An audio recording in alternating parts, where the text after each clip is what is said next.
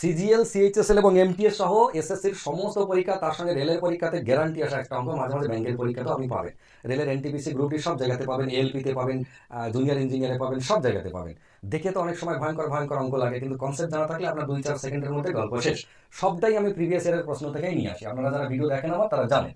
দেখুন পিকিউআর এরা একটা ত্রিভুজ, এই যে পিকিউআর এই ভদ্রলোক এরা হচ্ছে একটা ত্রিভুজ, ঠিক আছে। এখানে এক্স এবং ওয়াই কিরকম ভাবে আছে, এই যে এক্স এবং ওয়াই, পি কিউ এবং পি আর এর উপর এমন দুটি বিন্দু, মানে পি কিউ এর উপরে এক্স আর পি আর এর উপরে ওয়াই, এরা দুজন এমন দুটো বিন্দু যেন এক্স ওয়াই আর কিউ আর সমান্তরাল হয়, মানে এক্স ওয়াই আর একটা কিউ আর এরা যেন সমান্তরাল হয়। এই দুটোকে এমন জায়গায় অ্যাডজাস্ট করে বানিয়েছে যে এর সাথে যেন এরা সমান্তরাল হয়, এটা একটা কন্ডিশন দিয়েছে, মানে স্টেটমেন্ট দিয়েছে। আর কি বলে দিয়েছে, বলেছে যে কিউ জেড, কিউ জেড মানে কে, এই যে কিউ জেডটা এ এক্স ওয়াই আর এর অন্তর্দ্বিখণ্ডক হয়, মানে এক্স ওয়াই আর আর এই যে কোণটা, এই কোণের ঠিক অন্তর্দ্বিখণ্ডক মানে হাফ হাফ, এ আর এ যেন সমান হয়, এই হচ্ছে বলে দিয়েছে।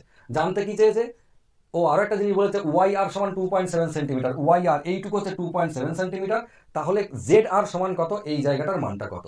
এবার আমি ক্লিয়ারলি চলে আসি, দেখুন এই জায়গাটার মান জানতে চেয়েছে। আমাদের কন্ডিশন অনুযায়ী দেখুন যে এইটা যদি সমান্তরাল সরলরেখা হয় এই দুজন, আর এটা যদি তার ছেদক হিসেবে আমরা নিই, তাহলে এই কোণটা আর এই কোণটা সমান কি হিসেবে, একান্তর কোণ হিসেবে। তাহলে এই কোণটার সাথে এই কোণটা সমান।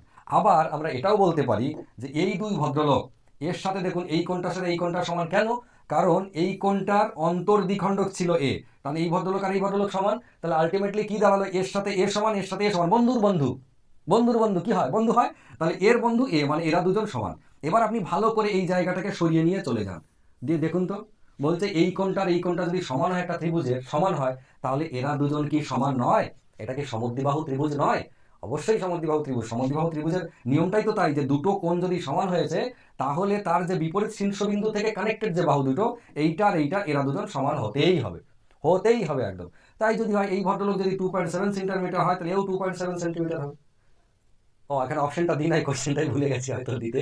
তাহলে অপশনে 2.7 সেন্টিমিটার থাকবে, এবং সেটা হচ্ছে উত্তর যদি থাকে। ঠিক আছে, আশা করি বুঝতে পেরেছেন। বুঝে গিয়ে থাকেন তাহলে এটা আপনার জন্য হোম টাস্ক, উত্তর করবেন এবং কমেন্ট বক্সে জানাবেন।